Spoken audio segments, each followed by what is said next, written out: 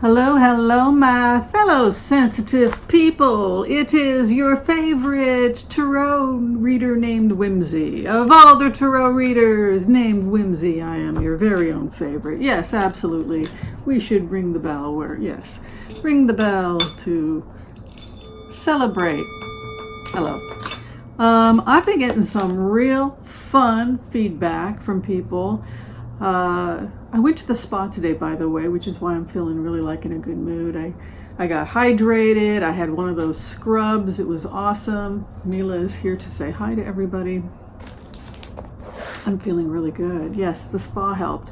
All right, so people are writing things back to me that are really, really funny, and I'm having a good time reading it, and I'm having a good Chuck. You looking for your baby? Yeah?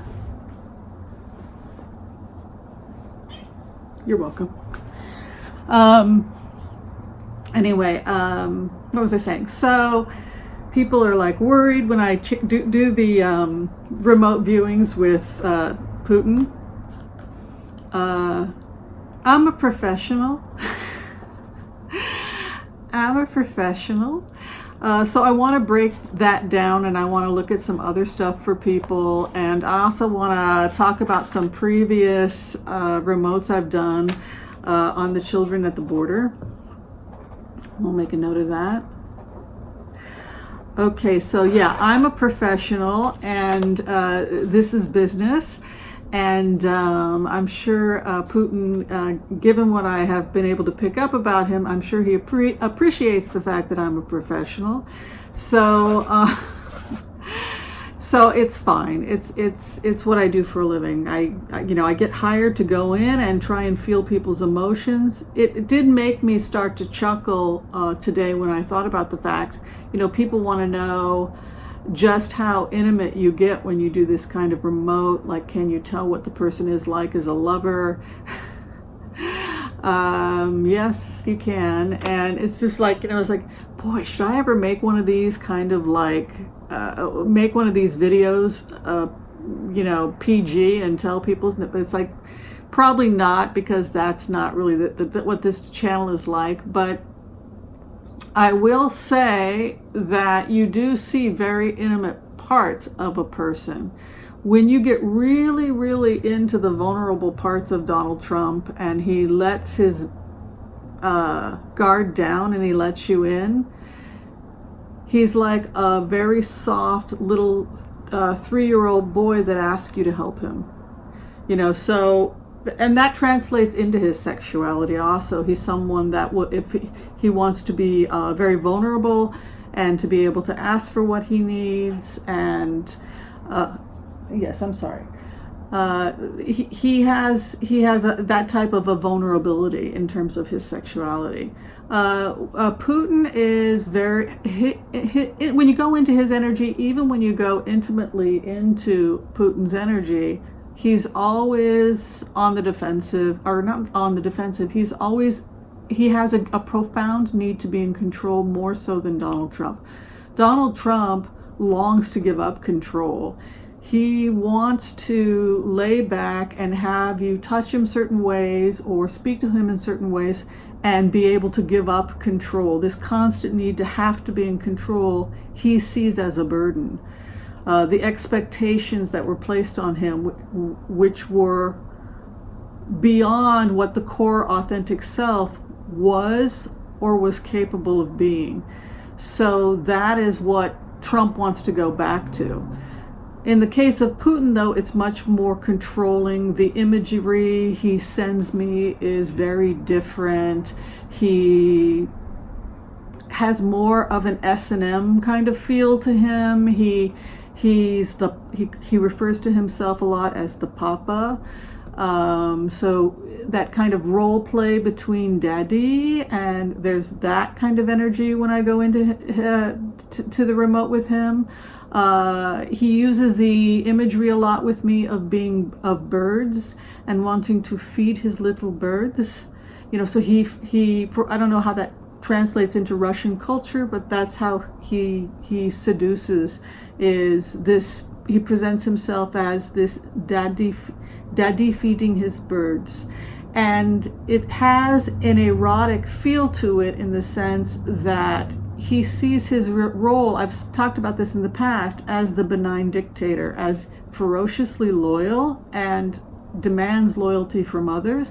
And as long as you are loyal to him, Daddy Putin will take very good care of you. So this is the man. So how it expresses itself in his intimacy, in his sexuality, is a feeling like he feeds you the chocolates, and Daddy gives you chocolate.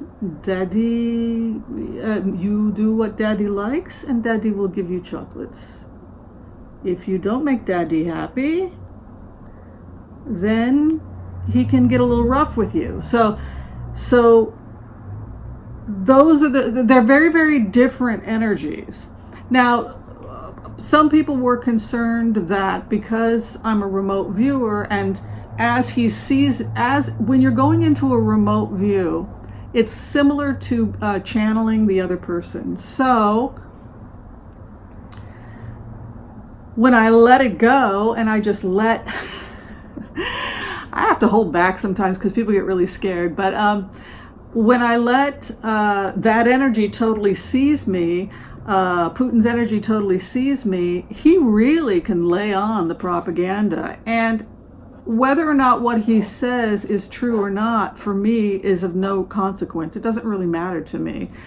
I learned a lot from Putin, not because of what Putin was saying, but because of how he says it. And that's something I wanted to also talk about today, is that the first thing we learn about propaganda from Putin is deflect, right? As soon as you say, what about the protest? He'll say, well, what about segregation? So that's one of the things I learned from Putin during that exercise, his ability to deflect. Well, you had segregation. Oh, what about the way you treat your people of color? And, like he immediately, it's an interesting military technique where he immediately puts you on the defensive. And that's something to be aware of in terms of his psyche. As soon as I went in, we were on the defensive. Hey! So that there was that. The second thing is, once he then has you on the defensive, he's got you where he wants you, he then begins to spin his version of history. And that's the second thing that Putin did. And that second stage of spinning his own history is another interesting thing I learned about propaganda. And that is that in order for propaganda to be effective in Putin's world, it has to have a ring of truth to it. And he takes the truth and then he spins it to his advantage. And so when he was criticizing the United States, he knew precisely what to criticize, because we know our shameful history. So that brings me to the third thing that I learned from Putin, and that is that you find out the vulnerability of your opponent. For us, it's race relations in the United States. It's the culture wars. So you take that weakness, you immediately have the other person on the defensive, you point out their weakness, and then you keep chipping and chipping and chipping and chipping and chipping and chipping and chipping away until you have a revolution. And so that is really the greater gift that we got from the experience of being able to channel Putin. So people want to know, somebody had asked, this is why I wanted to shoot this video tonight. Somebody had said, did you fall in love with Putin? Well, of course. I got totally into it because that's my job. I'm a professional. You have to kind of look at a remote viewer. I was thinking about it the other day. I was like, this reminds me of an interview that was done of a woman who was a professional stunt woman, and she was doing a scene with, who's that actor? The guy from Sixth Sense. He's kind of cute. Used to be married to Demi Moore. So, and there was a point in the scene where he was supposed to take her by the collar and push her down some stairs. Death becomes her. Bruce Willis. And he couldn't release the stunt woman. He's like, I'm going to kill you. And she was like, it's okay. I'm going to be fine. I got a special suit on. There's a special way I'm supposed to fall. It's all been coordinated. Everything is cool. But he could not push the stunt woman. So it's kind of interesting because I do a meditation technique that has 4 stages. We teach it here, and so you're triple grounded before you go in to do what I'm doing. And we never start somebody off who's a remote viewer going in and being intimate with someone like Putin. You want to start off first being intimate with your puppy or so this is years and years and years of learning how to do this technique. But it goes back to also when I was in the energy of Michael Cohen. People were like, you're in love with Michael Cohen? Sure. For now, I was totally sympathizing. But then when the job is over and I've cut the cord and I've thanked him for sharing his information, there's no need to continue the relationship other than one where you try to have mutual respect on an energetic level, that the person agreed to talk to you for however long they chose to exchange with you and tell you what they told you on their higher level. So that's kind of where I am with Putin. I get a lot of information from Putin, and the main thing that really helped me about the experience of channeling the Russians and Putin's propaganda, she wants to play. Here, I'll have her play with the beads. There you go. The other thing I got is that we are patriotic Americans, and we are raised to love our country, and we're obligated to love our country because we're Americans. We love our country. But if you were not obligated to love America, given America's history, if you were to stand back and see it as a foreign country, you would have ambivalent feelings about it. And I think that Putin's in some ways he's a realist, and in some ways he's very he waxes philosophical about America, in the sense that there are things he really does love about America, like the films and the music and the art and the movie stars. There are things he genuinely likes. But and so that's why he almost waxes sentimental about, wow, we really could have had a great relationship if certain things that there's this feeling from him that we could have had a great relationship, but maybe something promises that were made to Russia were not held up. So and then people had talked about the protest, and then it goes back and forth. Well, the protest and the agitators the money is coming from the CIA, and the people writing the articles in those alternative newspapers are being funded. And there's probably a hint of truth to that. And it's also true that George Soros was hated by Putin because George Soros was opening up schools to teach democracy and the future democratic leadership in those countries. And so Putin had an issue with that, and Putin also had an issue with the fact that Soros tanked the ruble by telling people to pull out of the ruble because it was a bad investment. So that's the history of those two. But the other thing I wanted to close with was people had asked me to do an experiment where I could go into the future about the most likely outcome given the current dynamics, and talk about the future of the children in the cage, that the children in the cages, or the children that were in the detention centers, the holding areas for such a long time. And that was a wonderful remote view to do, because what I saw from that remote view is that there's going to be follow-up articles written in newspapers and magazines, 10 years from now, Time magazine or the equivalent, these magazines, various different magazines will be doing article follow-ups about what became of the children. So there'll be a 10-year follow-up, and it's rather interesting. They'll do 5 years, they'll do 10 years, they'll do 20 years, 30 years. We will keep going back to how are the children doing now. One of the things I really liked about this remote was that I saw a lot of reparations. And the issue of reparations, which is another thing that I wanted, we get into some really sticky areas, but in terms of international law, reparations is a legitimate issue, because when, for example, the serfs are freed and become part of a democratic nation, the serfs have to be paid wages, and then if they die, those wages were collected and then passed on to the descendants, depending upon number of descendants, etc., etc. So this is part of universal law and human rights, and the whole conversation about reneging on reparations and the way in which America has handed out reparations is something that's going to be coming up a lot in the future. But in case of the children, they're going to be receiving a lot of private help from private donations, private organizations, in addition to financial help from the government.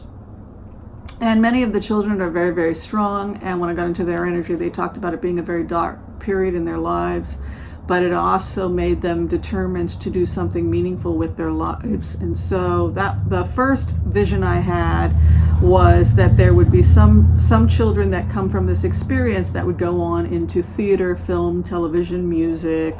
I saw 2 female singers. I think they might be auditioning for something equivalent to American Idol in like 10 years, 5 to 10 years, where they're going to talk about their coming to America. And so we're going to see a little bit of that, a little bit of stardom, a little bit of performing from some of the kids. There was that vision. Then I did a remote on the boys, and that was extremely interesting. Many of the boys felt extremely obligated to give something back to this country and to prove themselves as Americans. So many went into law enforcement. Some went into law, and some joined the military and became overwhelmingly amazing Americans. But specifically, they went back and they will be interviewing when they went back, which is in our future, Back to the Future.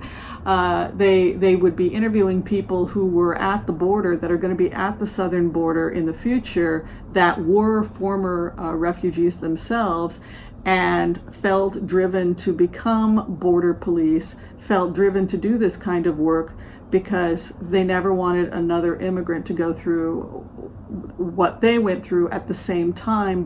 They believed that there should be border security, and they love their country because they're now Americans. And so that is also going to be an intriguing fact that comes out years from now when we interview the border children. There'll be some cases of missing kids. There'll be some cases of tragedies.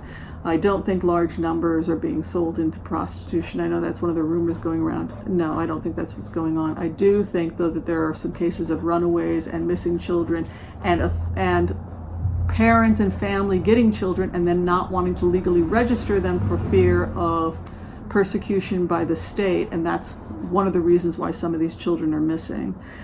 And then there's going to be a lot of nurses, a lot of people going into healthcare, doctors, and lawyers, some paralegals as well. That seems to be what most of the kids were getting into. But I thought it was really cool that many of the males that came out of this said there's got to be a better way, and if I'm going to be an American, I need to be part of this system and be a part of it in a positive way. So that was kind of a cool part of the vision to see.